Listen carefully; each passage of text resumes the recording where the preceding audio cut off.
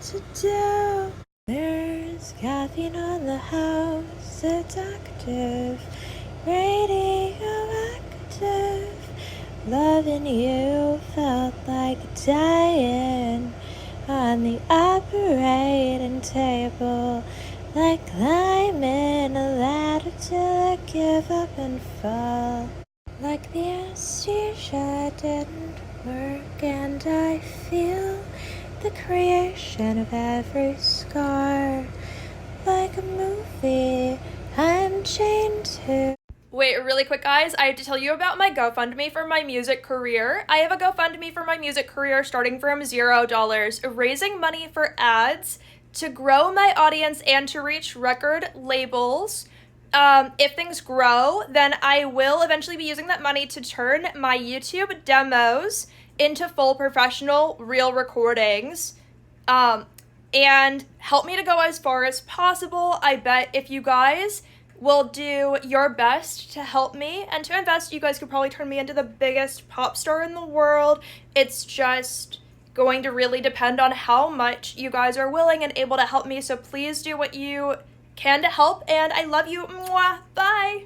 I have 1 penny to buy this iced coffee, but this is everything you gave me.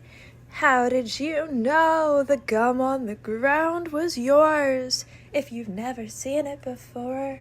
There are no refunds for this part of me. Don't forget where you were when we met. I wanted to be liquidated, but they haven't found me yet. I'll spell it out for you when I'm free. There's disrespect in the water and the liquor can.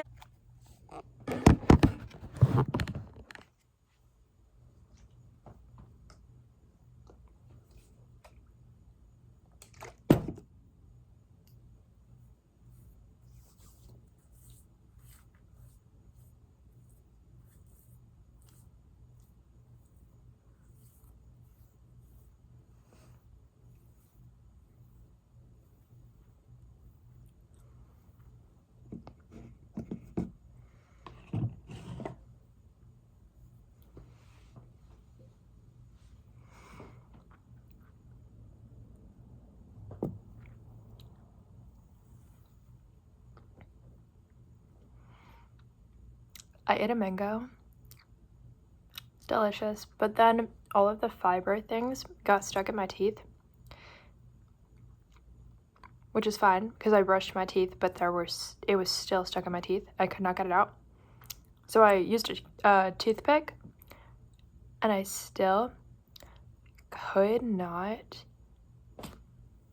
get it out of my teeth. But I didn't have floss, so I cut off a little section of my hair. Like that much or something. Well, like less than that, like half of that.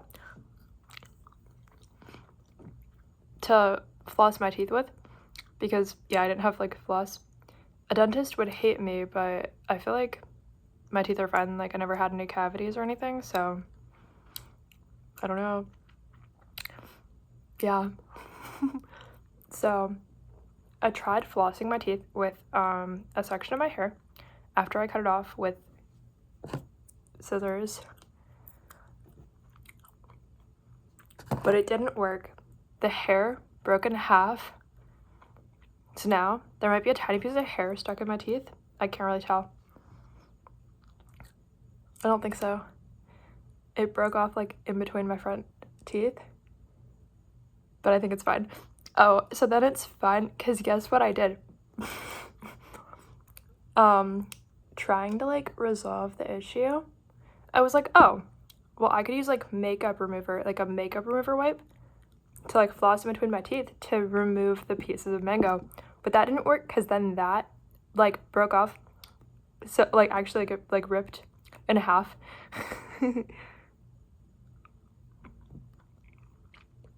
So there might be a makeup remover wipe in my teeth. I don't think so, but I was like, that'll be the perfect solution. But then when that didn't work, there was an envelope that I had like an email address of this company that I applied for a job at. They didn't respond yet, but I was like, okay, I'm gonna try to just use the envelope. But it didn't fit in between my teeth, so then that ripped. So there might be a piece of an envelope in my teeth too. I don't think there is, but it was very if you give a mouse a cookie, but I was like, I really want to like record this video. Oh yeah, now I'm chewing gum because I thought, well, I don't know why even brushing my teeth didn't work, but yeah. I was like, that'll remove it. It's still there.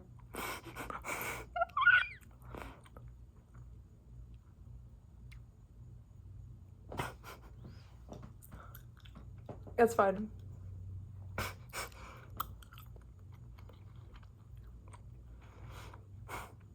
It's weird.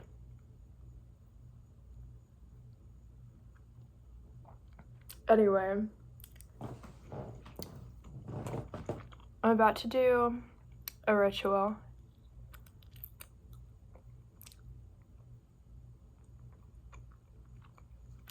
So,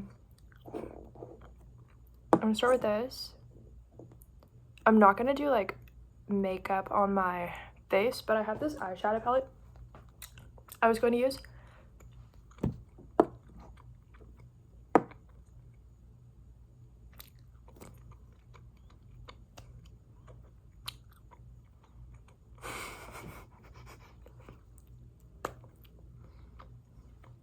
I've got to be like the most annoying person ever. I don't really know what the plan is, but we've got to find ways to make me more annoying. It's not working. Like in general, it's not working.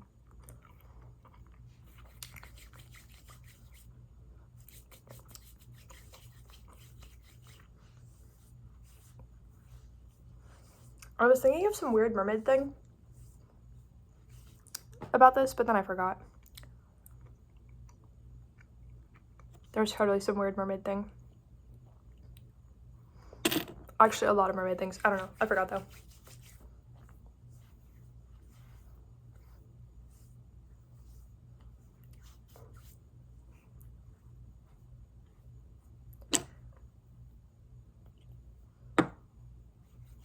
This dries so fast.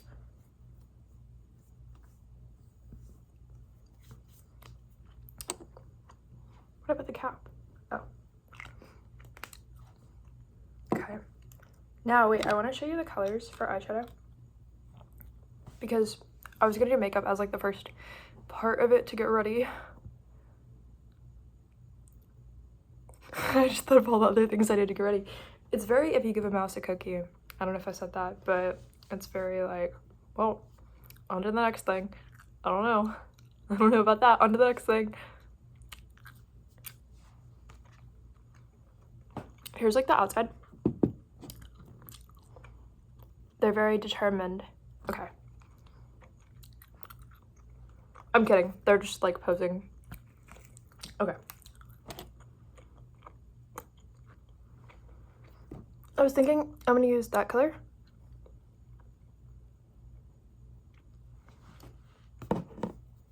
And only that one for this.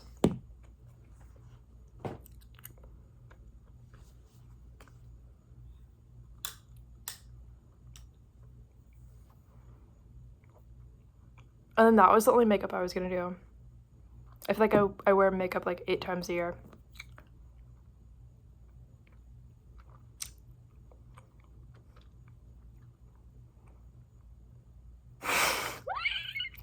I don't know. I don't know why this is funny. It's really not.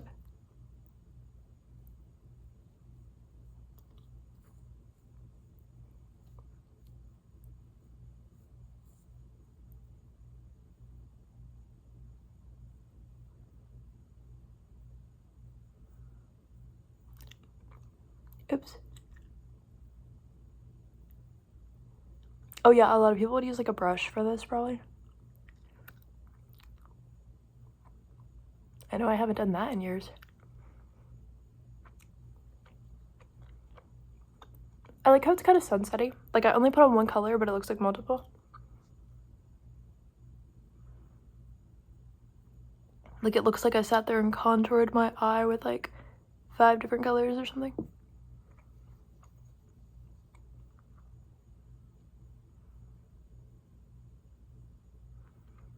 Oh yeah, I never know how to make them even.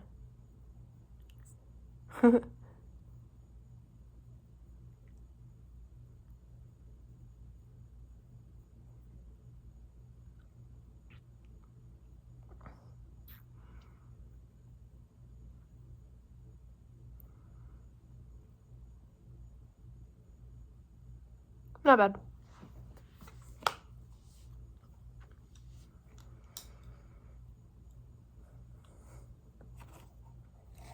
I don't know where I put the makeup wipe.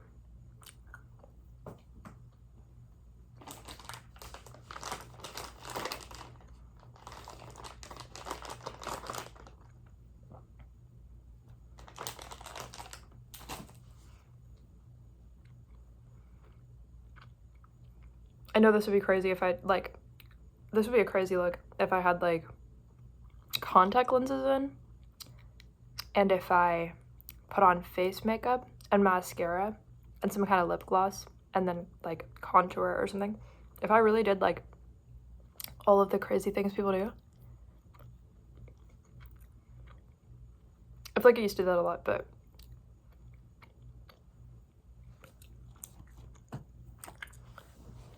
where? Oh.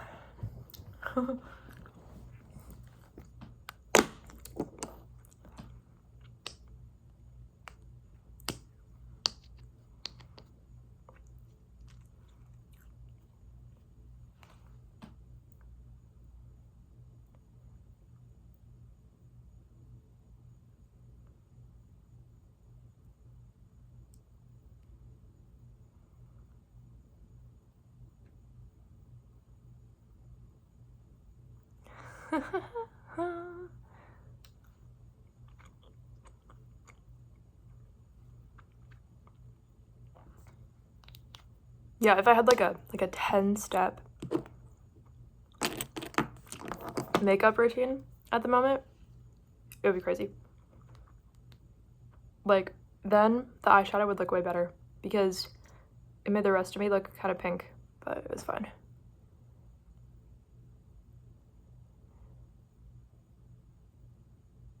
Natural beauty, though. Gotta find something to like about it, is how it feels.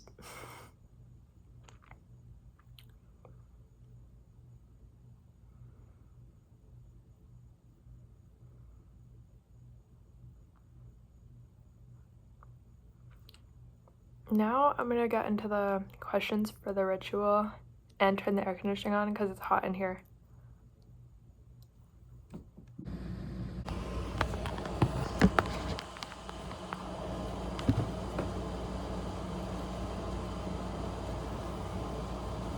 In numerology, 3 energy loves expression, while 8 energy craves transformation and control.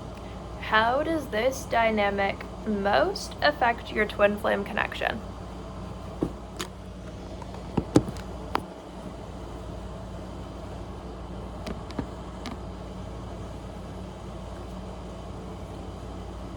A. One person expresses emotions while the other suppresses them.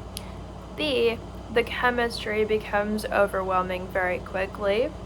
C. One person unintentionally triggers deep transformation in the other. D. The connection feels glamorous but emotionally dangerous. E. Both become obsessed with understanding the connection. I think A. I think I express emotions, and then my twin flame is like, oh, it's not time for that yet. I mean, it's never gonna be time for that. You know, it's sort of like, oh, I accidentally said in the future, but like, I didn't mean it, by the way. Even though you didn't catch it, by the way.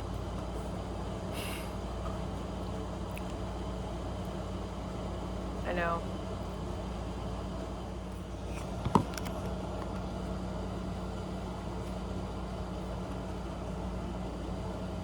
If Dionysus hosted a birthday ritual combining your energies, what would the entrance to the party look like?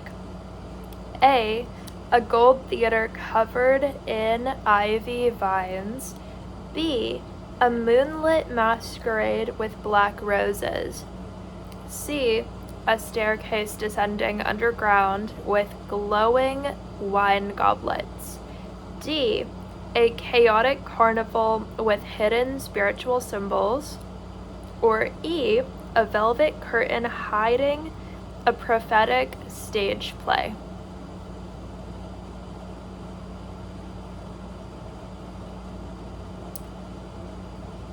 A staircase descending underground with glowing wine goblets.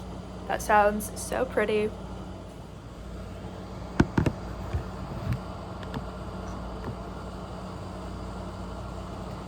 The number 3 is linked to communication. The number 8 is linked to karmic power. What kind of argument or conversation would most likely happen between these energies?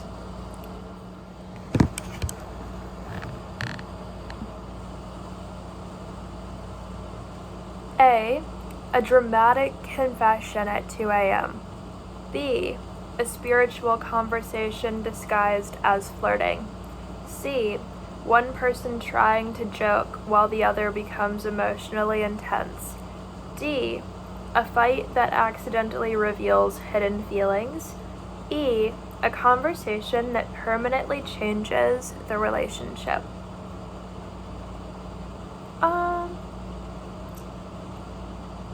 There probably would be a fight that accidentally reveals hidden feelings. I would hope not. I would hope that's not like how it would be, but like what's realistic at this point. I think I would be more likely to put out there. So that could be worked on first.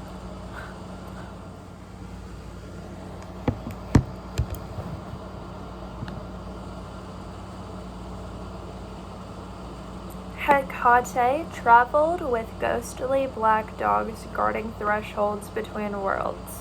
If she guided your twin flame connection through a spiritual initiation, what trial would she choose first? I'm excited about this one.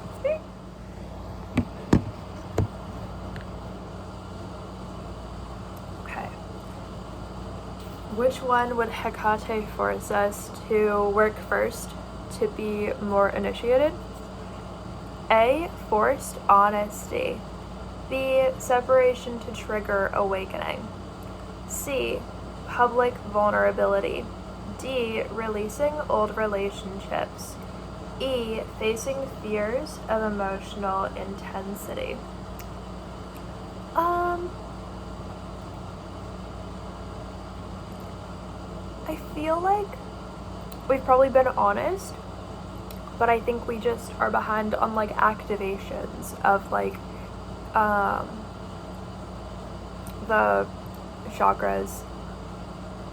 I was gonna say specific ones, but not specific ones. Like, what I mean by that is that, like, if you and your twin flame are not on the same page of, like, the degree that twin flames are real, you would have problems with manifesting them back because you cannot be in a position where you're their real twin flame, but they could use those words with anybody and they could believe it's true, but it's not true. You would need to make sure that it's in such a way that it's like the most obvious thing to them also. You have to manifest them being able to understand it and also you being able to understand it to a higher degree before you would even want to drag them back into your life. That doesn't make any sense. You're not trying to like cause somebody to be in your life that doesn't want to be in your life. It's not really about that. Yeah. So B is separation to trigger awakening. I just feel like we're already in separation to trigger awakening. C, public vulnerability is just what I'm doing right now, I guess. D, releasing old relationships. Well, I think, like, yeah, if your twin flame is, like, still friends with somebody they used to date, or still friends with somebody they hooked up with or something, those are not really the kinds of relationships you really, like, bring into a relationship. Only because, well, you can never fully be responsible for someone else's choices. So you're not responsible for whether or not your twin flame, like, cheats on you or something, if that were to happen, if you guys were in a relationship and that happens or something. It's not, like, your fault, but if you know that they're friends with people that they used to be in other relationships with, or they wanted to and they got rejected by that person, like, absolutely not. Absolutely not.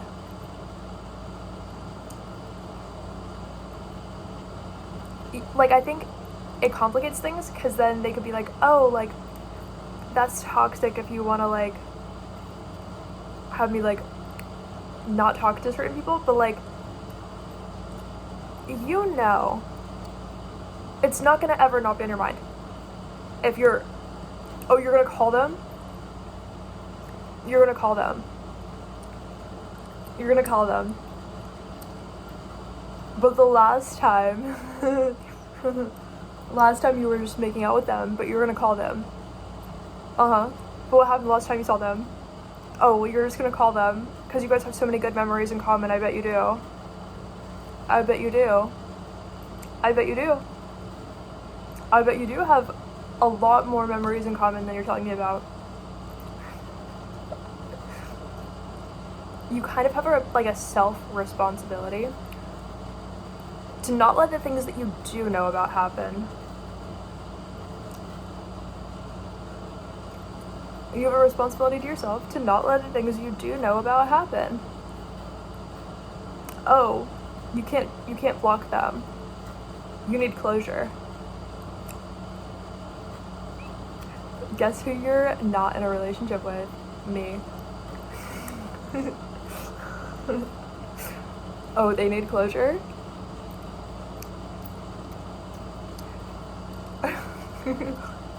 That's really funny, isn't it?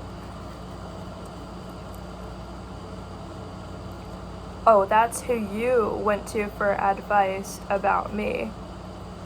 And they told you just, don't worry about that one, be with somebody else.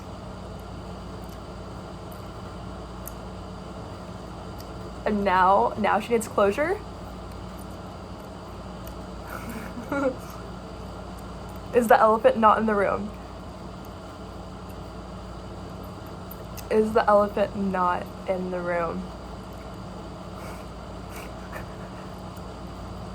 Oh, you have an Instagram bestie who you never see? Oh, she cheated on you once. And you were begging for her back.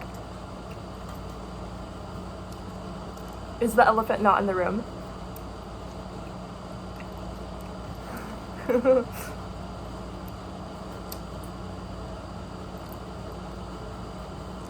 I don't know about you. I would never. I would never even wind up in that situation to begin with. You think I'm gonna let you do it to me?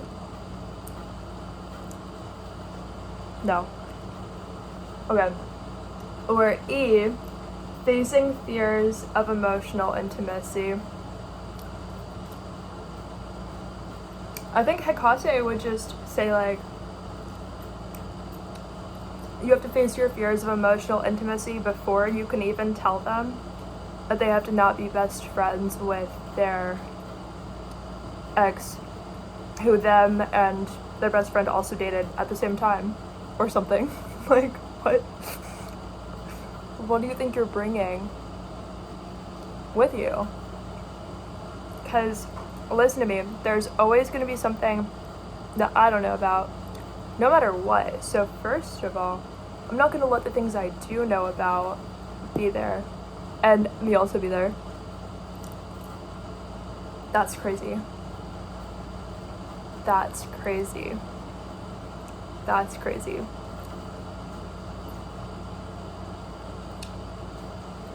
Again, oh, she cheated on you, and she's the one giving you advice about me, and she's the one who needs closure? I bet she is. What? What? It's pretty wild out there. Oh, you just have like a million friends from Tinder, but you both swiped right on each other. Oh, but it never evolved since then. I bet it didn't. I bet it didn't. Is it ever going to, once you get me out of the way? Like,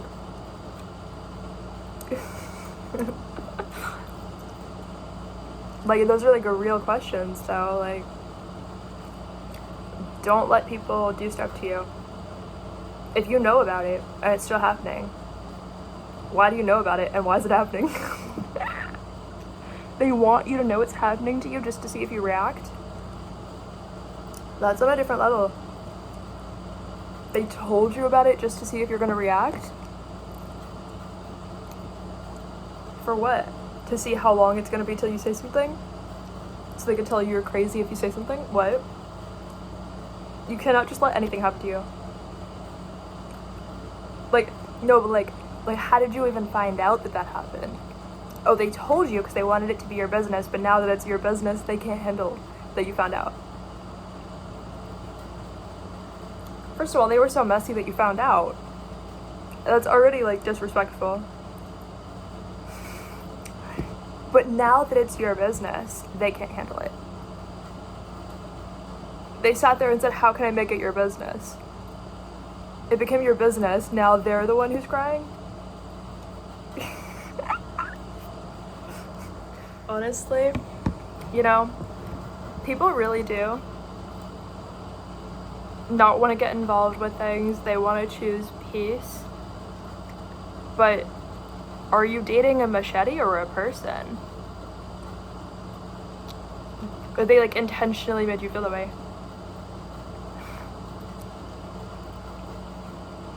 And you knew about it? Okay. Are they even gonna come up with an explanation, or are you gonna be the kind of person they don't need to explain stuff to for some reason? Okay.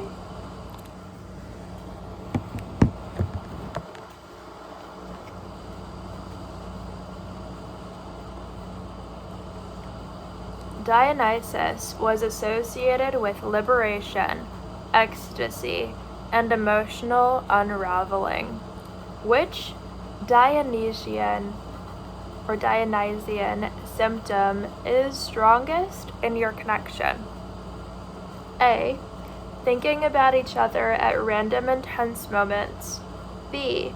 Feeling emotionally intoxicated after interaction. C. Sudden mood swings connected to the connection. D. Creative inspiration triggered by longing. E. Wanting to run away and reunite simultaneously. I think all of these have had their passing moments and phases of being very intense in a connection between me and my twin flame. I think the part that I noticed the most is definitely sudden mood swings connected to the connection, but I want to talk about why. So, we talk a lot about subliminals in this world, and subliminals, the things that you don't realize affect you. Like if you're reading something, for example, and it reminds you of something else, well, words on, actually like text, like printed out text on objects, on words, has been a very extreme trigger for me, causing all kinds of symptoms, which is really inconvenient because you can kind of look at the world, and like every object has just like words printed everywhere. And so I know you might be thinking, well, stop reading them. It isn't about that. There can be, it's not in the present moment, it's not in the past that it'll be triggering to me.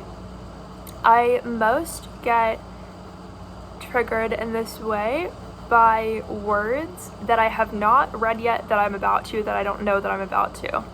So it'll be like if I'm in an environment where there's a sign on the wall that says something, I will start to feel the symptoms of the subliminal about like 30 seconds or about 5 seconds, well, probably about 30 seconds, really, realistically, like a minute to 30 seconds before I read the words.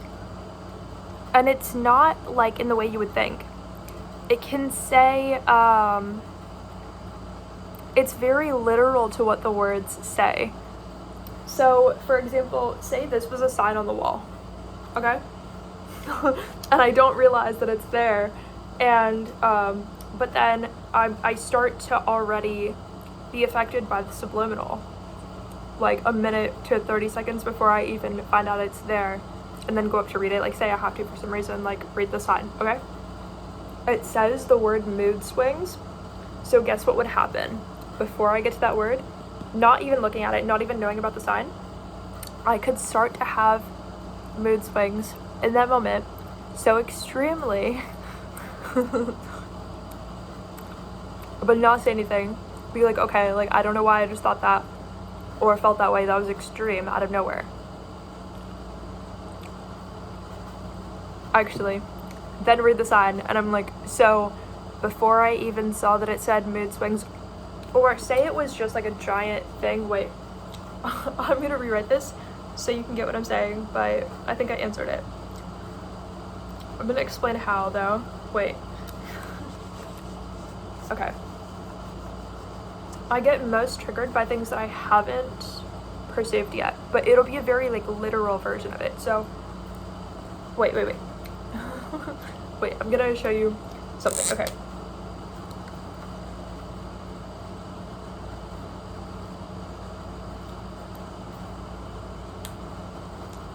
Okay. So you don't know what this says yet. Say I start getting really angry out of nowhere. And I don't know why, okay?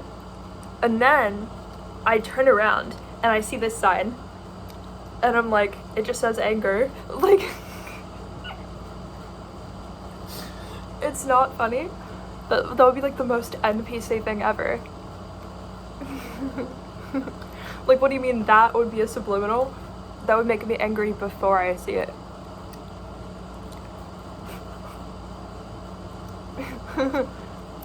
Like, I'm just willing to be like influenced, I guess. That's pretty bad. Because when you think about how many words are everywhere, it also counts with like hearing things and seeing things, but I just get triggered before I'm exposed to it. But about a minute or 30 seconds before I'm exposed to it, I just have to try to like control my thoughts and emotions to an extreme amount, to be honest. Like, I'm not lying. You would think I'm lying. It would be like actually like first time in an environment and there's just like a sign on the wall that says anger, but I would get like angry before I see it. Like, actually. And then until I see it, I don't know that that's why. Like, I think there's like a real reason.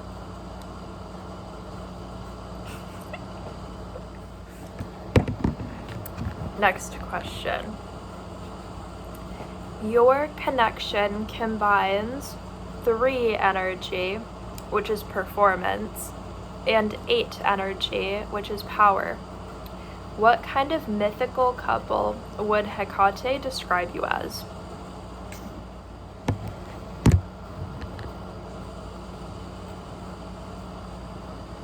A. 2 rulers trapped in different dimensions. B. A magician and a performer. C. 2 mirrors trying to avoid reflection. D. A ghost and the person haunting them back. Or E. A prophecy disguised as romance. I think there's two that might resonate better. I would say, first of all, letter E, a prophecy disguised as a romance. What's good about that is that it's very about like predicting the future and stuff, and so having a twin flame, like the future is kind of all about that, because when you have a twin flame, you sort of like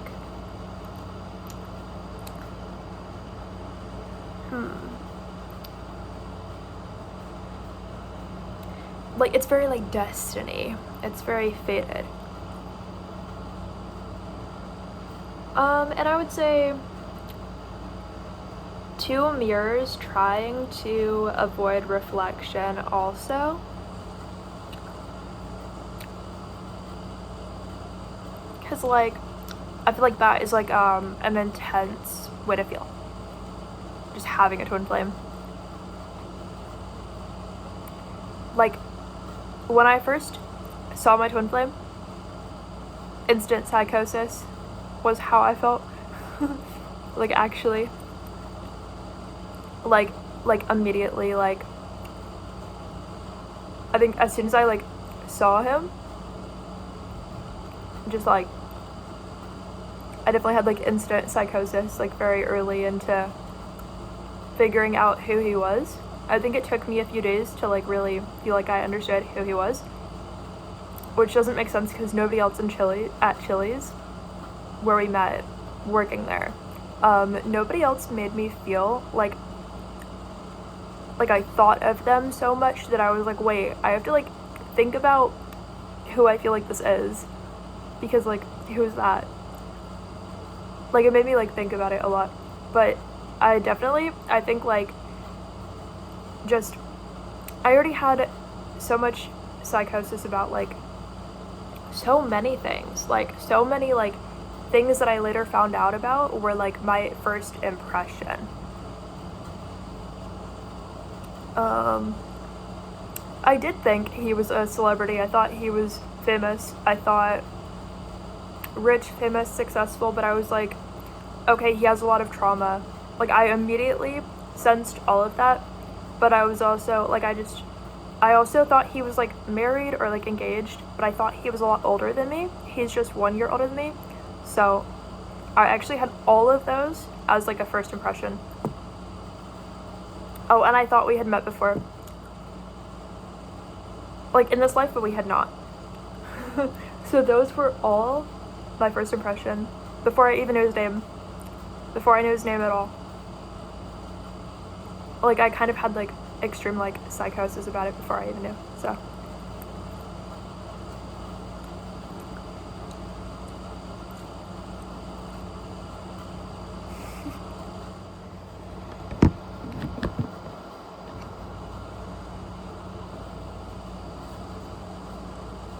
if your birth energies became sacred foods in a Dionysian feast, what would appear? A. Blackberry wine and gold cakes. B. Glittering figs filled with pomegranate. C. Honey-soaked cherries with black salt.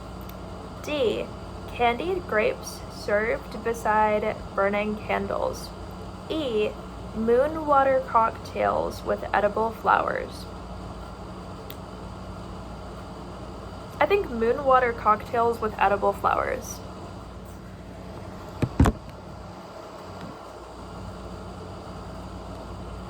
The number 8 often symbolizes karmic cycles and repetition. The number 3 symbolizes expression and storytelling. What kind of loop is currently happening in your twin flame story?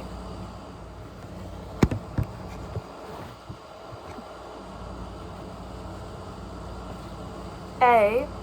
Repeating emotional lessons. B. Telepathic communication without direct contact. C. Near reunions that never fully happen. D. Creative expression replacing direct confession. Or E. constant transformation through separation, I'm gonna say B, telepathic communication without direct contact.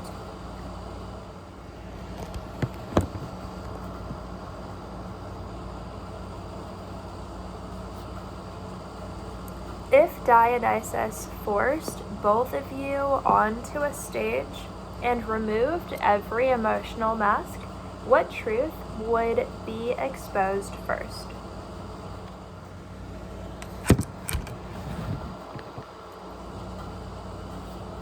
A, the connection never truly disappeared.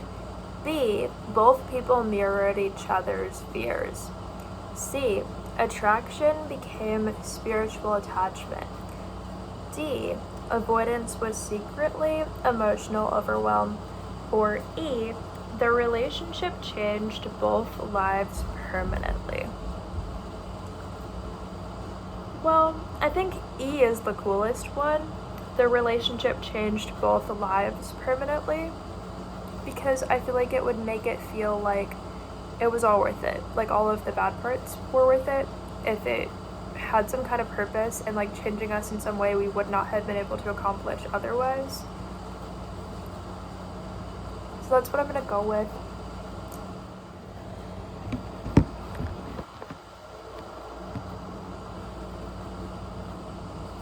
At the end of the ritual, Hecate opens 3 glowing doors representing your future timelines. Which door feels most connected to your twin flame path?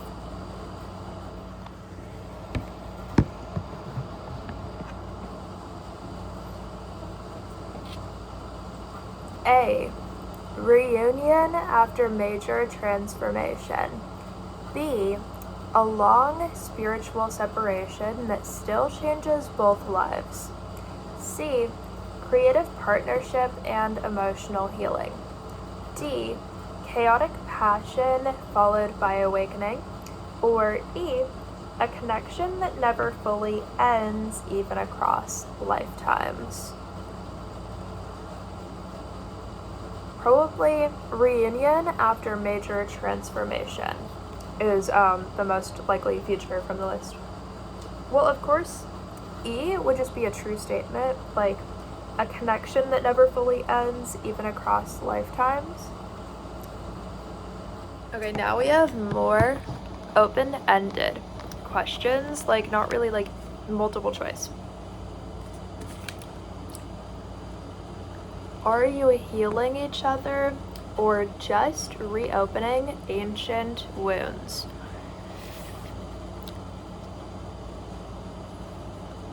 Because like twin flames are supposed to trigger each other into healing by conflict. Are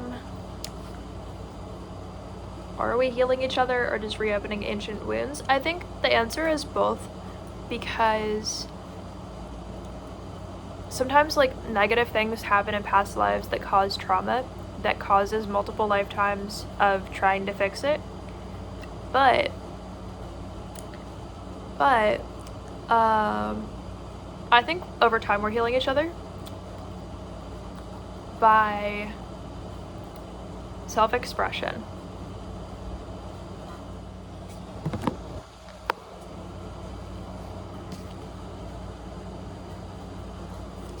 If your twin flame was a dark entity assigned to evolve you, would you accept the contract?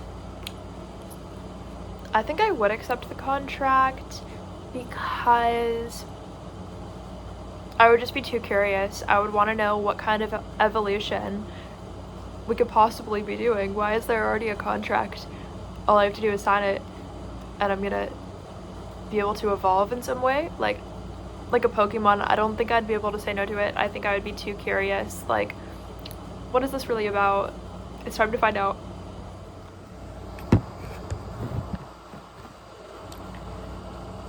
Again, this one's about the twin flame. So, what chakra feels strongest when you think of them? And which one feels weakest? I think probably the root chakra feels the strongest, and the heart chakra feels the weakest with the twin flame connection currently.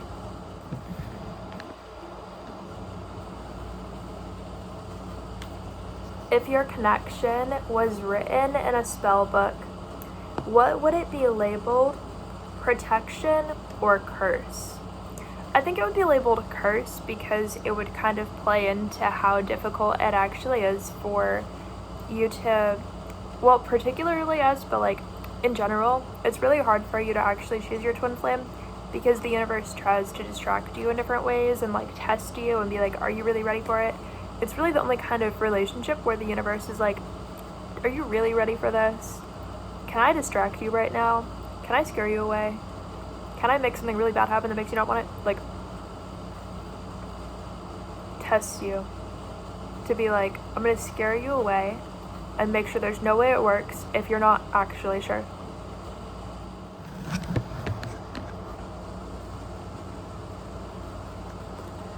If your connection was a portal, where does it actually lead?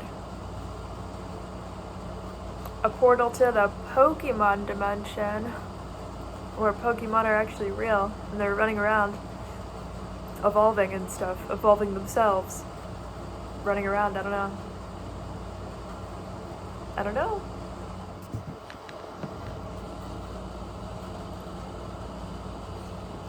What truth do they force you to confront that you would have avoided forever?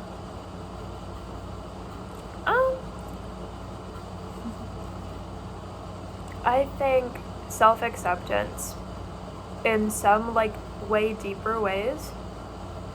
If I were not compared to so many people, I don't think I would have wanted to look as deeply at myself and say like, the first question you kind of say like, how do I even survive this? And then after that, you start to say, well, I'm sure there's something that's actually good about me.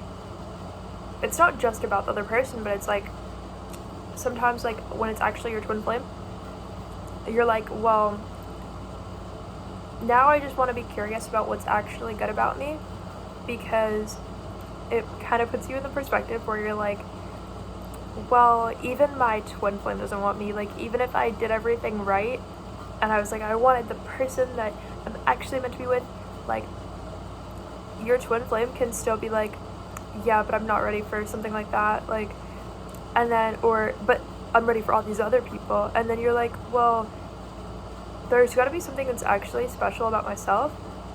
So it starts to shift you away from vanity, because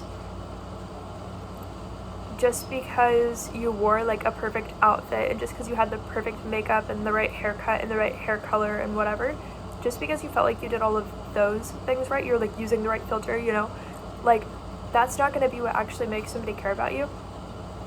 And those are things that the other people have access to also. And then you can kind of lose your twin flame and also access to all of those things at the same time. And it makes you really feel trapped in this like dungeon where now you have to find something you actually like about your real self, when you don't know why you were forced to begin with to like have to deepen your connection. Like you almost wonder like, why do I have to lose something that I care about and somebody I care about at the same time just to now find out what's even good about myself?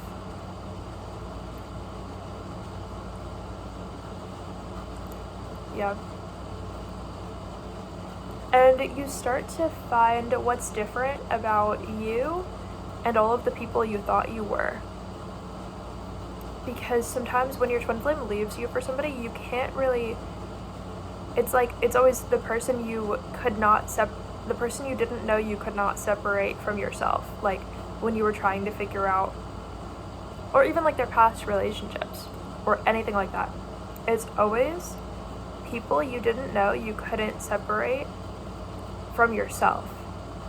So even like whether you met the people or not, it's like well, I didn't know that I wouldn't have been able to separate who that person was to you from who I am to you, because I don't have to actually, like, until I'm forced to be in a situation where I'm like, oh, well, you left that person because you liked this about them, and clearly I don't even have that quality, but you didn't even notice this about me that they don't have, and, like, it puts you in a weird position where it actually makes you think they're blind, because you're like, well, I know that I have this, and that, like, qualities that are a million times more amazing than the person you left me for. And so for that reason, I think that you don't have priorities. I think you don't have things you care about. It's like, oh, and I think this, and I think that, and I think this, yeah. But it makes you unable to, like, see, even after, it just makes you aware of it. But it doesn't mean you instantly see the difference between yourself and the other people. But at the time that they leave you for someone else, you definitely do believe that, like, you're the same person as whoever they left you for. And so, because you can't separate them, you'll hate about yourself what you hated about that person, and you'll love about yourself what you loved about that other person that your twin flame left you for. So now you can't love those things about yourself because you're kind of denied access to the reason why that would have been an amazing trait for you to have. And then that's still what they like about that other person, even while you can't even accept yourself for still having the trait that they left you for in someone else.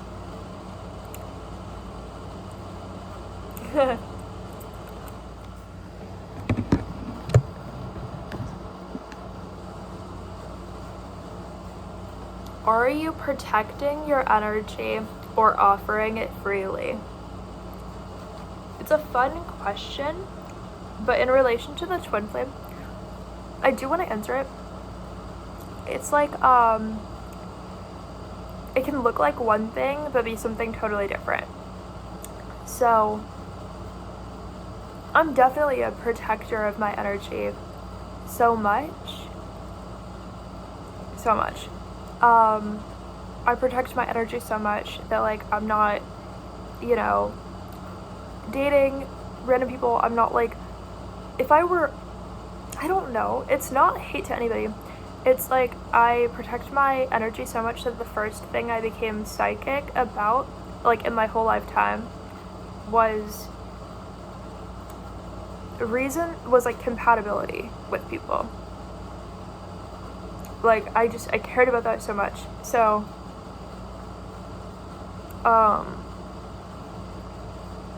like, I feel like I can look at a couple visually and already see, oh, they love this and that about each other, but they hate this and this and that. And, like, they're always arguing about this. Like, visually I could see it, and then I'm, like, right about it. So I feel like, the first thing I wanted to be, psychic about, like, at a very young age, was never being in a relationship with somebody I knew was not, like, compatible. Those were just things I cared about so much.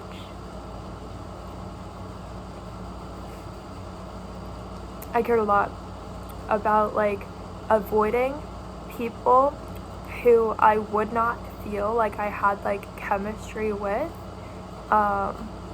because that's protecting my energy.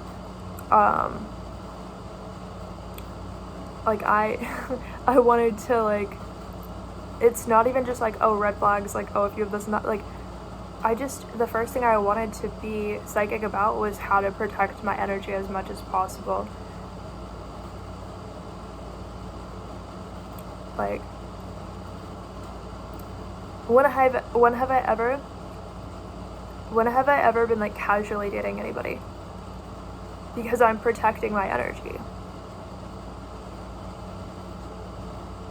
When have I ever wanted to go on a first date with somebody if there's not a chance they were, like, my twin flame? When have I done that? When have I done that? When have I done that? Ever. When have I done that? When have I actually wanted to do that? No, like there was just like a misconception where I thought they were my twin flame for like a second or something like that. I mean, I'm not saying I don't want like life experiences. I'm not saying I didn't ever have any life experiences. Okay, that sounds intense and extreme. I'm not saying I didn't ever like have life experiences. I just mean like I didn't like really have like an era where I was actually trying to like date people casually and stuff. I'm not somebody who's like, oh, I have this dude from like Tinder that I'm like texting or something. I don't do that because I don't care about that, because then I'm not protecting my energy, because then I feel like there's some way that they want to like push some kind of boundaries or be weird or something, and that's so mean. Or there's not compatibility. It's mean for me to assume, but like, or there's not compatibility, or there's like differences in views about things that I'm not willing to like suffer through the differences with you about. Like, I'm not gonna sit here and like pretend to go along with somebody's issues.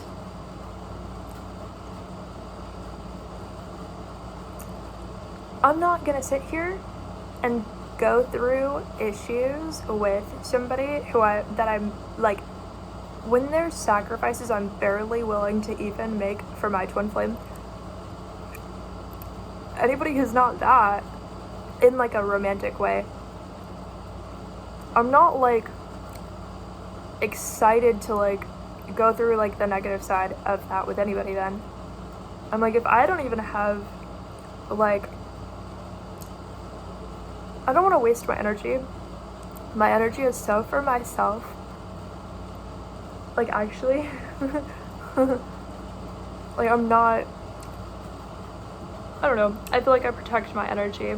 I feel like the fact that I'm sitting down for a YouTube video like this makes it look like, oh, you just give your energy freely. What do you mean your twin flames, like, dated other people? Like, you just give your energy freely if you still care about them. Like, the mainstream world is pretty weird.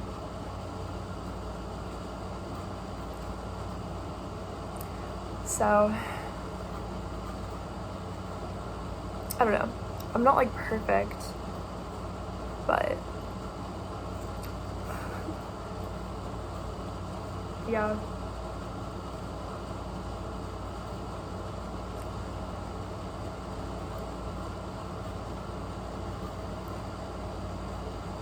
But one thing is for sure, I'm never gonna be like cheated on by somebody who I don't even have chemistry or compatibility with just to want them back. I've never done that. I'm not gonna even sit down and read a book. Probably not. Low chances. If I did, I wouldn't remember it like immediately as I'm reading it. I would just forget it. Like parts of the book, I don't know. So I'm not going to be like, I don't know, open to people or open-minded to people that just want to waste my time. The people that want me to be open-minded to them, they have some depressing, weird opinions. Okay, not like they all have the same personality, but somebody could try to like flirt with me, and then 5 minutes later, they're like, why are you an artist? You didn't even start when you were younger. I'm like, if you died, I wouldn't notice, like, is like how I feel a lot. Like, it just makes me mad. It'll take me like 3 seconds to find something about them that makes me like really mad. So yeah, I don't know, that sounds weird, but like, I guess I'll tell you what, there's a lot of styles of like pairs of shoes that I would probably never wear, because I just wouldn't want to. Like, I would just have something better, a better option, right? There's a lot of styles of pairs of shoes that I would honestly have to be paid to even like try on, because I don't care about that. Like, not that I don't care about shoes, I would love to have what I enjoy. There's a lot of foods I don't want to try. There's a lot of types of outfits that I can tell I'm just gonna hate. There's a lot of really, like, vacations. If you described a vacation to me, I would know whether I want to go on it or whether I would hate it. Going on a date with somebody is the same thing to me.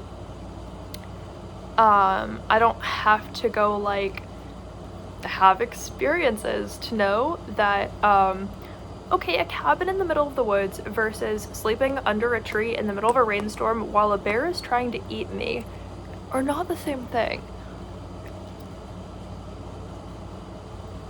I don't have to, like, go have experiences to know which one I want or don't want. You might be surprised which one I do want, but that doesn't but it doesn't matter, because I would know which one I want and which one I don't want. You would know which one well, I would know which one I want. You would not know which one I want, but you would think you know which one I want, and that would cause problems too.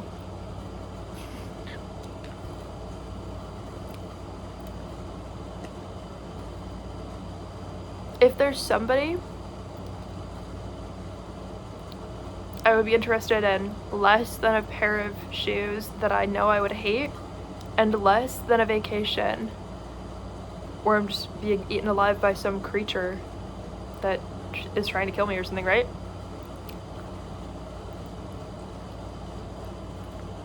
Or whatever. You know what I mean?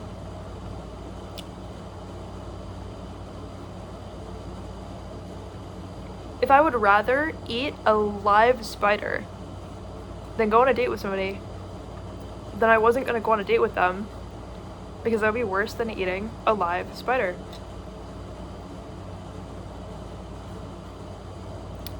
Somebody could be the most attractive person on the planet, but if I don't like one thing about them, it's not only not gonna work out, but, like, I wasn't gonna subject myself to anything that wasn't gonna be perfect anyways. That's just how it is. Do you like the lightning behind me? It scared me. I was noticing how much you guys are gonna notice how, like, frizzy my hair is, and you guys are gonna be like, oh my god, you have really high self-esteem.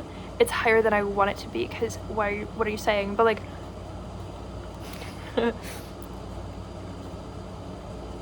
but actually, like, I've just never been a person who would be like, okay, like, I guess, like, I would never decide I want to go on a date before I decide who I want to go on a date with. Which is not hate to anybody. It's not meant like that. It's just, like, that's how much I want to protect my energy. I'm not going to be like, oh, I'm going to go through my phone and find the person who I would want to go on a date with. So many thoughts, you know what I mean? Like, the first thought that I think would have been on my mind is probably, like, isn't that just disrespectful to all of them to even consider it? But it's not about the people either. I wouldn't have the energy to waste on them. I'm not gonna waste my energy on somebody that's, like, even, like, 1% not worth it. That's never been something I considered doing. It's never been something I considered doing. I didn't go through every not perfect or traumatic experience in my life to then have sex with somebody and have it not be perfect. I didn't go through all these years of my life to have that not be perfect. That sounds mean. I didn't go through all these years of my life to have that not be perfect. I just didn't. I did not. I did not go through, I did not have this this long and boring of a life to have that not be perfect. That's how it is.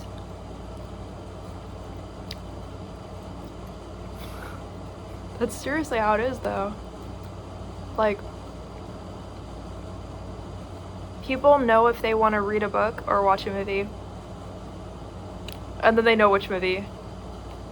You don't have to try them all to know which one you're not going to want at all.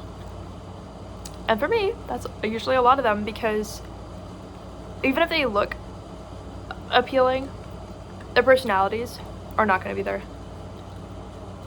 Or compatibility, or chemistry, or they're going to start talking and they're just going to immediately say something that I hate. Because that always happens.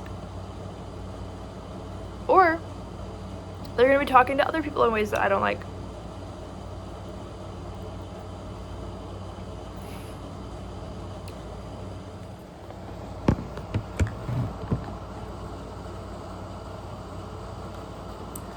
What would happen if you fully reclaimed your energy from them? From my twin flame. Well, I don't think we have an imbalance where my energy's not reclaimed. I think I just say crazy stuff. But there's always a good reason. I'm not going to sit here and be criminalized for saying things I had a reason to say. It doesn't mean that my energy isn't wherever I wanted my energy to be. For whatever reason. Was there a good reason? I don't know. But it was thought out at some point.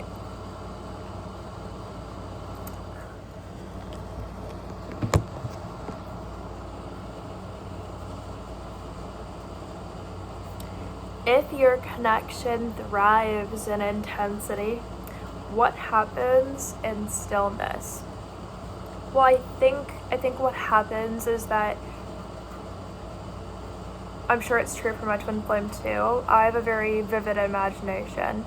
And so what I mean is that, sure, you could say, okay, a twin flame connection thrives in intensity, so what could possibly happen in stillness? But I think sometimes souls try to take on as much as they can grow through in life so that they can learn the most possible about themselves. And sometimes that comes in all kinds of forms, positive, negative, everything. So I think that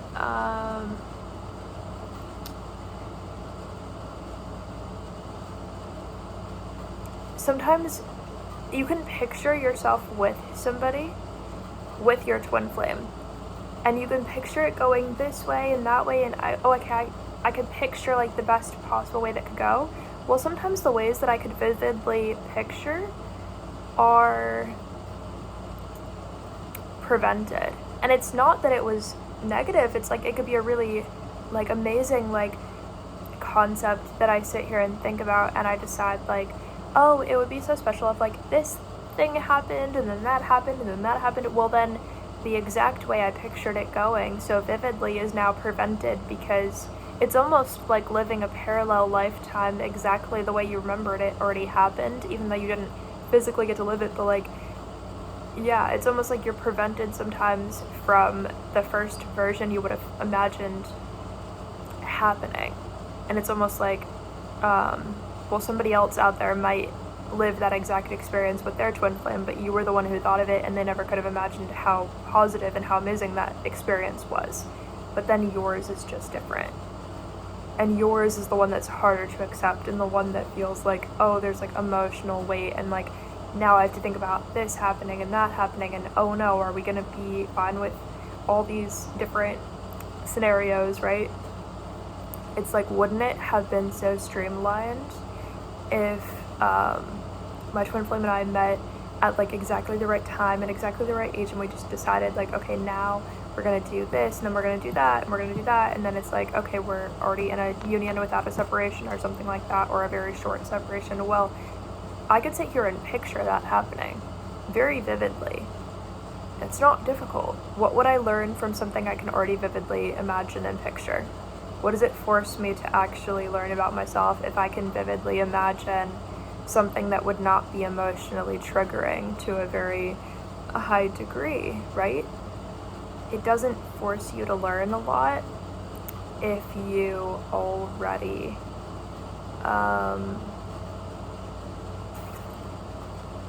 it doesn't force you to learn if you are only experiencing what you already imagined happening and then you get it like out of nowhere, right? Sometimes the world's traditional version of manifestation doesn't teach you anything because it would have to be something you could not actually picture vividly for it to be worth it.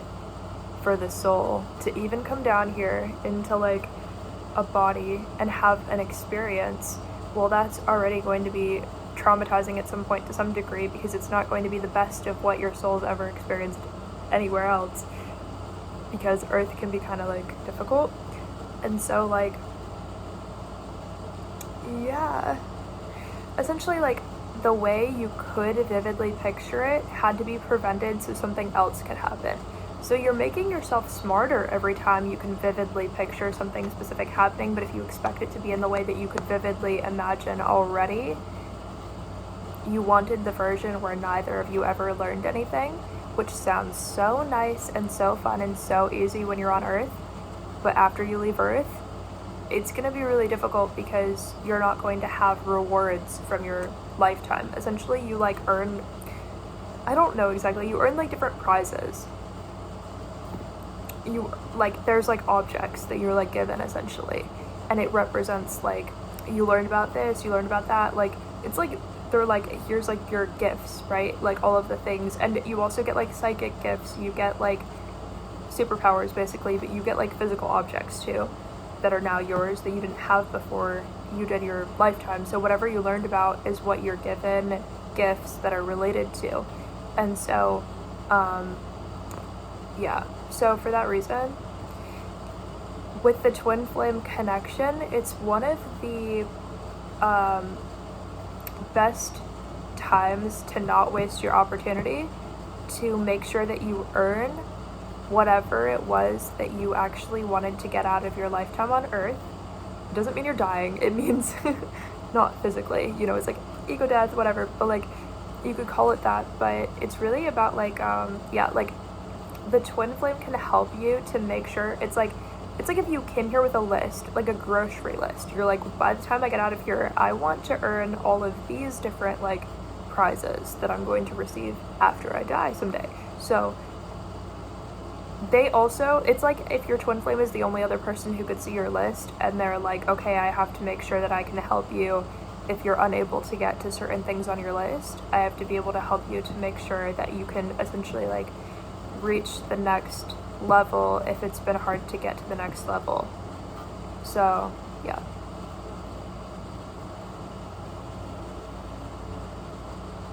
It's like yeah, your twin flame, you and your twin flame are going to do the way that neither of you could have pictured it, because that's how you know that you're helping each other get to the next level to the maximum possible degree and amount.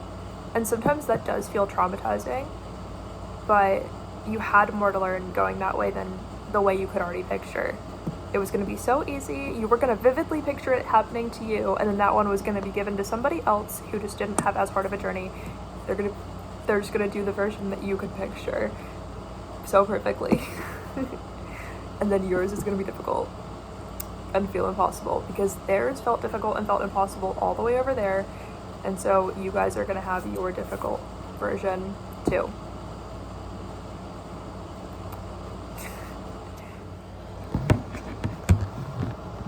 Okay. Next question. I don't know how I feel about this question. It's kind of a weird one. So, again, these are just from ChatGPT, so some of the questions, even though I prompted it, some of the questions are really like weird. Okay. If your energy field had scars, which ones came from them? First of all, it sounds like a really sad question, but just like straightforward answer, your twin flame should never be actually like breaking your aura, or like poking holes, like destroying your aura, because your twin flame can sense what some of the imbalances in your energy field are. Other people can, but like sometimes twin flames like can sense it more because they know their version of it, because you guys share your chakras, or they're like connected and stuff. So you can sense, you don't just sense like, okay, I know like what caused an imbalance for you. I know my version when it happened to both of us at the same time or something. And so because it's difficult to identify, for your twin flame to, for people's auras, it has to be like sometimes physical trauma for it to get damaged, or like situational, just extreme stuff. Your twin flame is, or like I guess sometimes financial, when people feel emotions about the money as if it was their physical body, if something happened to it. So, but you'd have to be kind of more weak, I guess, for it to go that way in a way. But like, yeah, if you're stronger, it would just be like your actual self. So because again, it's about how tying it back in with the twin flame connection. Sometimes you have, I'm trying to think of how to explain it. In your whole entire life, you sort of go the way that you could not vividly picture, because your soul was never going to get stronger if you went the way you could picture. So if your twin flame is the one breaking your chakras or your aura is protecting you, like your physical body and stuff, and your soul and your like physical body. So if your twin flame is breaking, it just sounds more like a karmic. It either sounds like a karmic, or you guys had an extreme journey where I don't even know how you guys survived, basically, like how difficult your life would have been if your twin flame ends up like harming your aura. Then your twin flame is harming like your safety to a degree that doesn't sound normal at all. So I would say I don't think that's your twin flame, because I don't think souls would really sign up for the person they're meant to be with being the person who permanently damages their physical like body intentionally to make their aura get messed up. I don't think that would ever be like a form of love from somebody. So I think it's a karmic. I think you should throw them in the trash if they permanently damaged your aura. Yeah, the question is too disturbing, because it would have to be like physical stuff. So I don't think your twin flame would be doing something that physical to you. Normally a twin flame verbally says something to you, or they or multiple things they say to you. Normally people get like blocked on social media. Normally people like that's not the same thing as your physical body. So twin flames they're not going to want to cause trauma to your body or your aura, because it's going to be a part of your body. And so yeah, your twin flame, it's normal to get, blocked on social media, have them make fun of you over something that you're like, why are you not fine with that, whatever. Like, it's normal for them to, I would say, not cheat on you when you're in a relationship, because again, your twin flame isn't going to want to cause extremely violating trauma. The severity of the trauma they're allowed to cause is parallel to the severity of your lifetime being difficult. So the more difficult your guys' like lifetime is, the more difficult the connection is. And so, but there's reasons for that. There's reasons they still don't cross some boundaries, and that they're not going to want to physically hurt you. So again, it's just not gonna be something they would be doing. it's just not going to be something they would want to do. They're not even going to want to be around you if there's a risk of someone else harming you, because they don't want to be responsible for it, but they would want to prevent it. But like, you know, it's so complicated. There's so much that goes into like separations, and sometimes your twin flame will mysteriously disappear and then somebody else is harmful to you, but your twin flame didn't know. And it's so complicated, because it's like there's certain things they're like not allowed to be there for, let alone actually do to you, because there's things they're not going to try to do to themselves. A lot of those things they're not going to try to do to you. It's more normal if it's like conversational upsets over social media. You guys are not in an official relationship, but you already feel like they're cheating on you, like, or getting left for somebody else, but you're not technically in a relationship. You just think you are, or you want it to go that way, but it doesn't. Like, finding out about their past relationships and not liking them, or problems with family. Again, some people say, like, you know, and I do believe that, like, they could be living in different countries, maybe they don't speak the same language, but it's not going to be like, they're not going to like punch you in the face to where it permanently damages your aura and your body. They're never going to do that. So that's not normal.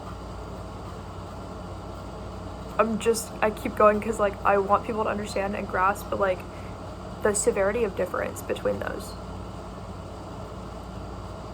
Like, your twin flame is going to be scared that somebody else is going to materialize out of thin air and punch you in the face. They're not going to do it themselves. You need to understand the difference, because it's, like, actually a big deal. You cannot settle for anybody.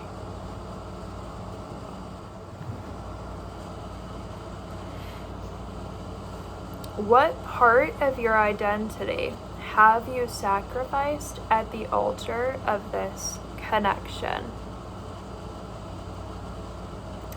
What part of your identity have you sacrificed at the altar of this connection? So, you know, I feel called to actually just tell you guys how I discovered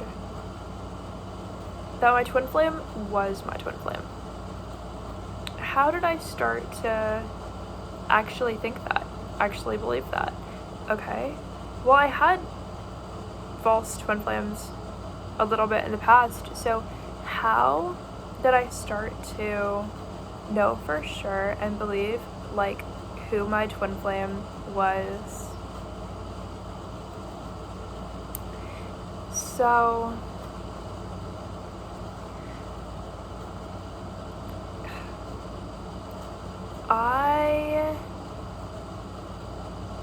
it's kind of like crazy to talk about.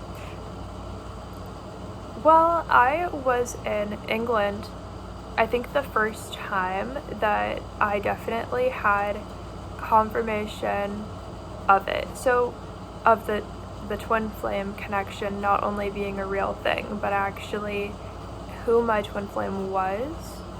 Well, actually, a long time ago, I had some things going on where I essentially, like, channeled his, one of the names that he had gone by and stuff, but, like, I didn't take it seriously. I was like, imaginary friend, like, can I prove it, that sort of thing. But imaginary friend was really sort of how I was like, okay, my imaginary friend has some trauma that I don't understand, and as a child, so, but I sort of compartmentalized that, like, tried to forget that. It was like, okay, not a big deal. I mean, it is a big deal. I was like, okay, I don't know what to do, but what can I do from all the way over here? So I was like, okay, I'm just gonna, like, make sure that I forget that for now, as much as possible. So I just tried to forget about all of that. So then how did I come around to the concept of my twin flame and then who it was? Well, I was in England at the time, so I just remember feeling very ungrounded the whole time. There's something, that was the first time, because I was never, like, a world traveler, you know, so I think it was the first time I really was, like, I guess, it's weird because I tried to notice like synchronicities before I knew for sure or even used the word twin flame. So I think it was when I noticed for the first time when you're in a different country from your twin flame, but you've never been in a different country before, or it like almost never happens that you're in two different countries or something.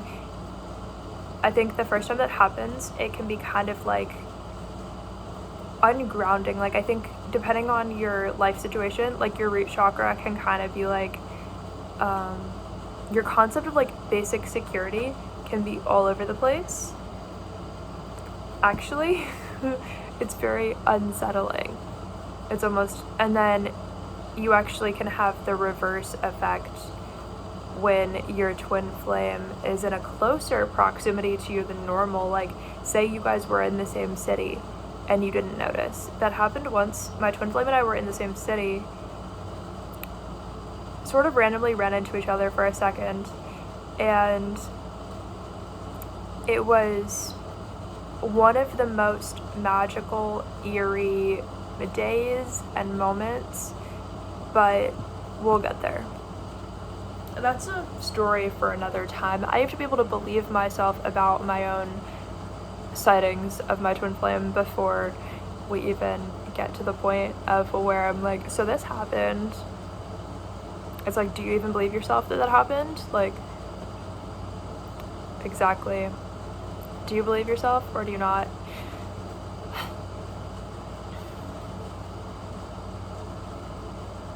So I just remember this was very early. Anyway, my twin flame was kind of mad at me. So I don't know. He was mad at me about something. So mad at me about something. So but it was also like hard to be in a different country for my twin flame, mad at me or not, you know, mad at me or not, you know, being in a different country was very like, I think maybe feel like I had like a lack of security in a way, just to a degree that like I wasn't used to. And so I don't know, I think I was desperately trying to feel like more grounded. And also I think being in a different country and feeling that way at the same time was chaotic. But like I still did my best to have fun, and you know, I think in a lot of ways I did have fun. But yeah, I just remember one day like I was trying to like go to sleep, okay? It was nighttime. I was trying to go to sleep. Like I think sometimes I had problems with meditation. Like my mind would be racing. It would be really negative, really like scary. And this is like sober meditation, like eyes closed, like cannot have like 1 second where my mind is not racing from this to that and this and that, like all over every concept that ever existed, like super lightning fast. And then it's like the kind of mind where nothing has like a particular meaning, but it's like, okay, I thought of this word and then that word and that word and that word, and it's like you could think of like 10 million words in the span of like 60 seconds, but none of them have a meaning to you except each one is causing like increasing anxiety, because you're only making it mean something negative, but you're not like doing anything. Like my brain literally, and then that combined with not feeling grounded, feeling like so much chaos, and then I'm like, okay, my twin flame's also mad at me. Okay, what did I do? Absolutely nothing that I'm aware of, nothing that I can find out. The combination, I don't know what happened. Okay, respectfully, I don't know, but that happens. That's kind of how twin flames are. Sometimes you don't know what the current problem is, but what I will say is I think in a desperate attempt to find some kind of understanding of the way that I felt, some form of like grounding, some form of like literally basic like security in my mind, body, soul. Like I was the most lost ever. Like I was like, I don't know what I need to do differently. I don't know if there's a single thing I need to be doing differently. I don't know like if this is gonna be fine. Like I don't know what this is.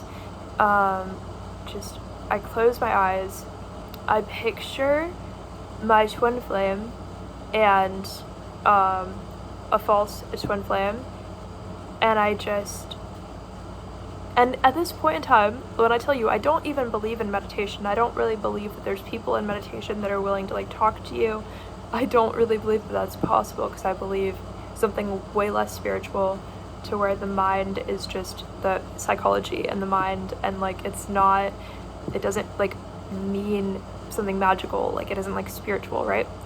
Like so okay, I picture my twin flame, I do picture somebody else as well, and I close my eyes. I'm like, I think I just said like, who's my twin flame, who's my real twin flame, and then my actual twin flame said it's me. And then I spiral. I'm like, okay, I'm out of the meditation. I'm like, oh my god, like this is not going to be fine at all. First of all, that's the person who hates me. Now what am I going to do? I'm like, do I believe it? I still would say like I had problems with believing it, because I still was pretty sure the mind was literally just like psychology and like science, and like if it can't be proven, what if it's not real? If it can't be proven by other people with like a textbook from like 1870 or something, or 1970, like then is it real? So I still at that phase in time did not feel secure in that. Like I don't even know what was not right, but something was not right just with myself. It wasn't even like, okay, I'm blaming my twin flame, like what's going on with me? Like why am I not able to have 1 second of peace? Like I get it, I normally have my problems with meditation where my mind back then would just be like on so many concepts every second, cannot find 1 second of peace. Like no, this is extreme. This is like the most extreme version of like just not feeling any sense of self, any sense of security. I'm like, it's like if I say like it's like a month-long trip, say like 1 weekend, I'm like, okay, I'm pretty sure by this point that I'm never gonna even be in the United States again, even though I'm not planning to stay here. like forget the twin flame, I'm pretty sure that it's not physically possible to ever go back to the United States. Why do I want to so bad? I don't even know. It's not, I'm pretty sure it's not physically possible. Like I'm stuck here. Oh, I'm like, I didn't consent to being stuck here. I don't know what's happening. It's like you're just on vacation. Oh my god, just let yourself be on vacation. Like maybe go outside, get some fresh air. Go outside, get some fresh air. Like you're not dead. Nobody is dead. Like just breathe. Breathe. Like no, the way I would not have been able to like deal with myself. Like I was like,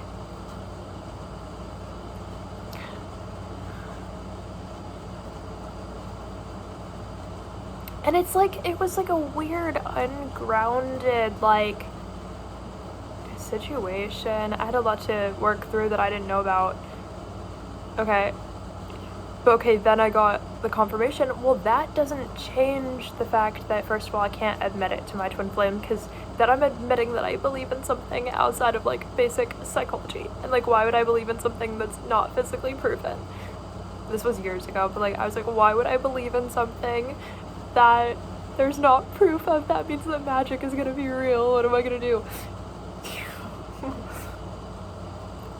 What am I gonna do? this is not gonna be good, this is not gonna be fun, like, this is gonna be an extreme problem, and what am I gonna do? What am I gonna do? Like, it was like, what am I gonna do? What am I gonna do? My twin flame's still mad at me. My twin flame, my birthday rolls around, my twin flame unfollows me on my birthday and doesn't even know what day my birthday is. I'm like, there's no way this could ever possibly be worse.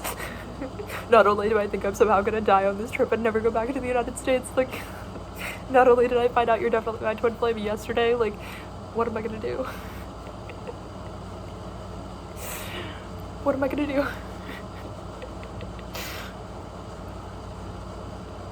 What am I gonna do?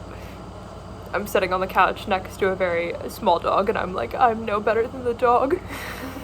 It's like, normally I wouldn't care. Like, why do I care? Why do I care so much? What's going on? Like, I can't figure out what's going on with myself at all, but I'm not doing anything different. My twin flame is just mad at me, and I'm not even supposed to know that that's definitely a thing. And I can't even close my eyes and try to meditate because it only gets scarier and scarier every second. So that was step one of finding out. I did not know for sure after that, but that was the first time I knew for sure. That didn't really count as knowing for sure. Years and years later, after I was fully like into magic, after I was fully everything, years and years later, okay? So not related to that first story, okay? So not related. I was working with the goddess Nyx, and she is primordial, and I was so far into this, and so because I was in the chaos magic and chaos version of, like, I would say, like, I felt a lot more forced security and a lot more grounded at this time. I was way less scared of, like, magical experiences. But fun concept. Okay, so basically this one time I could not stop thinking about the fact that there's some people on the planet who, like, have seizures. But I was working with the Nyx at the time, and she's primordial, so she's all about, like, creating things and causing things and creating things. And I don't know what a seizure is like. I've never had a seizure, okay? I don't know what that's like for the person. Like, I don't know. But I get so stressed about the fact there's some people on the planet who have seizures, and I'm like, I can't figure out what this means. I don't know what this means to me, that there's some people who have this. And like I think health issues, I'm like, oh my gosh, like why are people even allowed to have seizures? Is this okay? Like, is this bad? Like, what does it mean? Is it a good thing? Like, what's happening? Like you would think, why would your brain go to, like, is it a good thing? But my brain was fully like, maybe it's a good thing. Like, why do they have seizures? I don't know why people have seizures. Maybe it's a good thing. So I write out a list of people who I've met personally who, as far as I know, have never had seizures. I know what you're thinking. What does this have to do with your twin flame? So at this point in time, I have, like, an altar for Nyx. And so I'm sitting on top of the altar, writing this all. And it's like a full, like, pages and pages. It's like a letter. It only, the first page is like a list of people who have never had seizures who I've met. Like, actual names, like, as far as I know, you've never had a seizure. Okay, I'm gonna add you, like.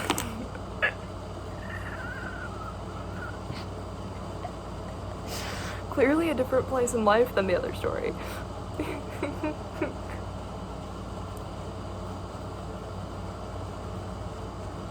Okay.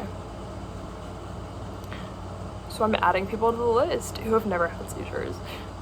Maybe.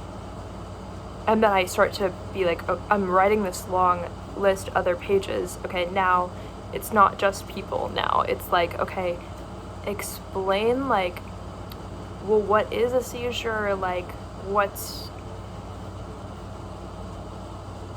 what does it mean for someone to have a seizure? If they have a seizure, does that mean they're the only person on the planet who's never had a seizure? During the exact moment they're having a seizure? Does that mean that in the exact moment that they're having a seizure, that they're the only person on the planet who's not having a seizure? Like, what? Okay. Anyway, I decide, okay, I'm done with the ritual. I'm just gonna leave this paper on my altar and I'm gonna go to sleep. I decide going to sleep is gonna be a completely normal experience after that.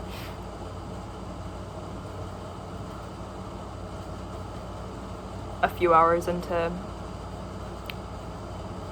sleep, what kind of dreams do I have? I'm like half asleep. I wake up to the like, I don't know how to explain it. Like my consciousness is not awake, but I'm awake to like my presence of like my body, right? So I'm laying there. I start to feel like it's got to be something out of like some kind of anime show. I just don't know all the options, but like essentially it's like, this is me, right? Picture this being like wrapped in a wire, but like to here, right? Like first round of the wires to here, to here, to here, like that, okay? Oh, it went so dark when I did that. Okay. So wrapped around though. Okay, so this is me. I know you're like, what's the wire? So there was this like energy like spiraling around me.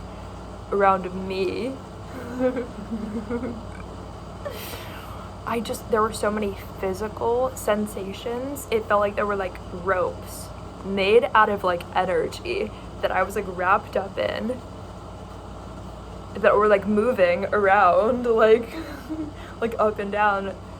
Me. I was like, what's happening? Okay, and then like my mind goes to this, I'm like not on psychedelics, you know, like my brain goes to something out of like The Sims, right? But it's just me and my twin flame. So it's like this sliding bar of like, you know how in The Sims it'll be like, oh, like they're like this percent like happy with this person, they hate them this much, right? It was giving that, but it was like here's the hard to explain. Wait, I have a whiteboard. I can totally, it's so conceptual. It's so not like drawing something will help, but I'll try. You're gonna have to be so open-minded with me because like brain went to like places. Okay, wait. So it was like,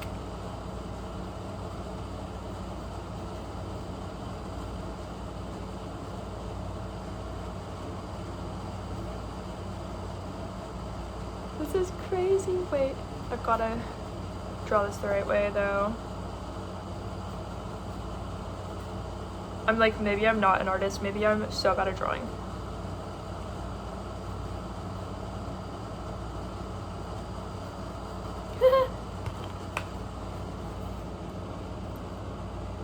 It's so like a diagram when I look at it in my mind. It was what I was like, okay, so it was like this. I know you're like, okay, that doesn't mean anything. But it was like as if these are two Sims characters. And there is like a sliding, like, not sliding bar, like, I don't know, you know how it's like in The Sims, like one character meets another character and it's like, oh, they're like acquaintances, but you can see like stats on that. It was like I could see like stats, again, not on psychedelics, I could see like, which for me, like, okay, mushrooms does that, but like, you know, but that's mushrooms. So, but this was like, it was cool because it was like very lucid in that, but it was so scary because I was like, what's happening? Okay. Wait, you're gonna have to, this looks such a bad drawing. So it's like this, but it would say something like, they had titles. So it wasn't, you can only look at one at a time of this long random noodle thing. You could only look at one at a time, but it's only with the twin flame. So that's the only person. It's me and the twin flame. No other people. But you can only look at one version of this at a time, and each one is a different emotion. It represents a different emotion. So it was about whether you're in balance with your twin flame or not. Okay? So one emotion is like love. Okay? So what it would say is that there is like, say 100%.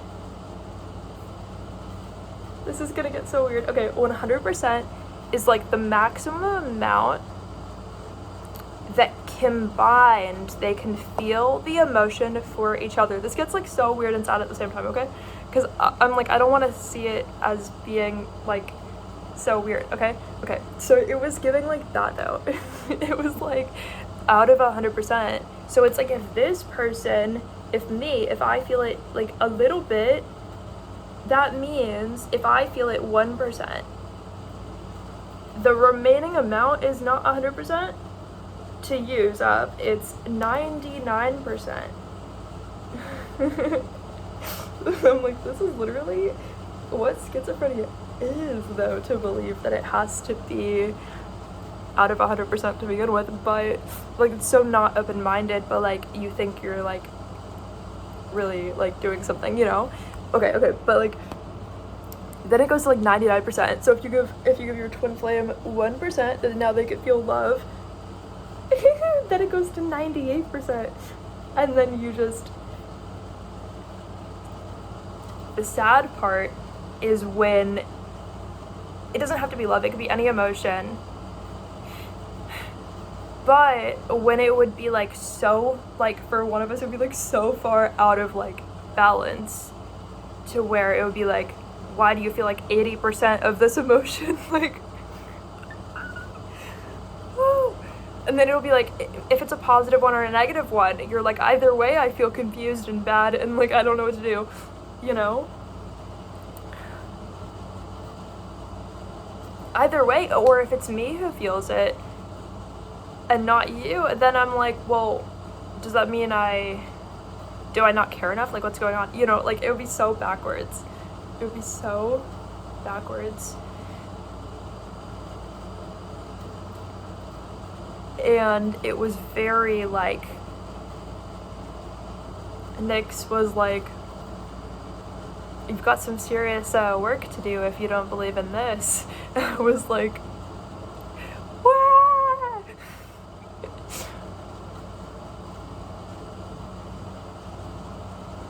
Pretty much, yeah. I was like, well, what am I gonna do? What am I gonna do? What's the plan? Okay, now I'm stuck like this. Now I'm gonna believe this forever. No, I'm gonna believe this forever. And I think for a long time I was like, is it gonna happen again? Is it gonna happen again? And then I was like, wait, do I want it to happen again? Like that exact like experience, yeah. But each emotion would be there, and then it would be like a different like stats for each one. And I was like, if this is like correct info, I don't know if I'm fine with this, but it doesn't seem not true. It just seems traumatizing to have this current experience right now. I was like, I don't know what to do. But it was very confirming. That's your twin flame. It's not fake, it's real, but it's traumatizing to believe in, so maybe that's why most people don't. That's what it was, so.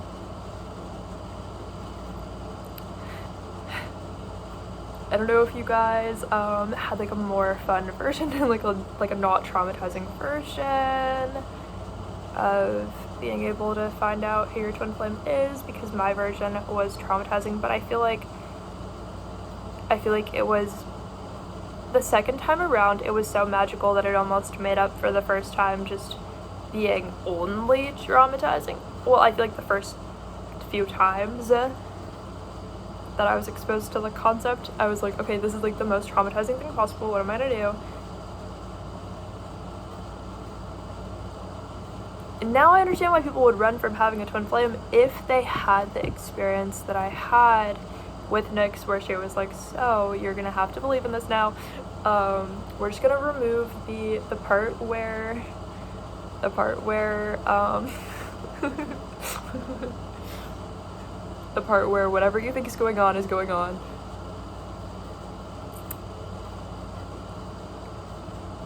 Yeah.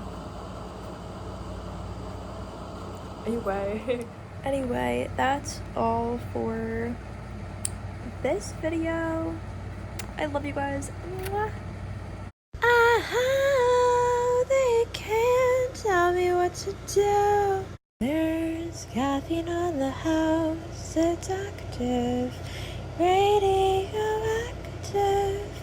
Loving you felt like dying on the operating table, like climbing a ladder till I give up and fall. Like the anesthesia didn't work, and I feel the creation of every scar. Like a movie I'm chained to. Wait, really quick, guys, I have to tell you about my GoFundMe for my music career. I have a GoFundMe for my music career starting from $0, raising money for ads to grow my audience and to reach record labels. If things grow, then I will eventually be using that money to turn my YouTube demos into full professional real recordings, and help me to go as far as possible. I bet if you guys will do your best to help me and to invest, you guys could probably turn me into the biggest pop star in the world. It's just going to really depend on how much you guys are willing and able to help me, so please do what you can to help, and I love you. Mwah. Bye. I have 1 penny to buy this iced coffee, but this is everything you gave me. How did you know the gum on the ground was yours if you've never seen it before? There are no refunds for this part of me. Don't forget where you were when we met. I wanted to be liquidated, but they haven't found me yet. I'll spell it out for you when I'm free. There's disrespect in the water and the liquor can.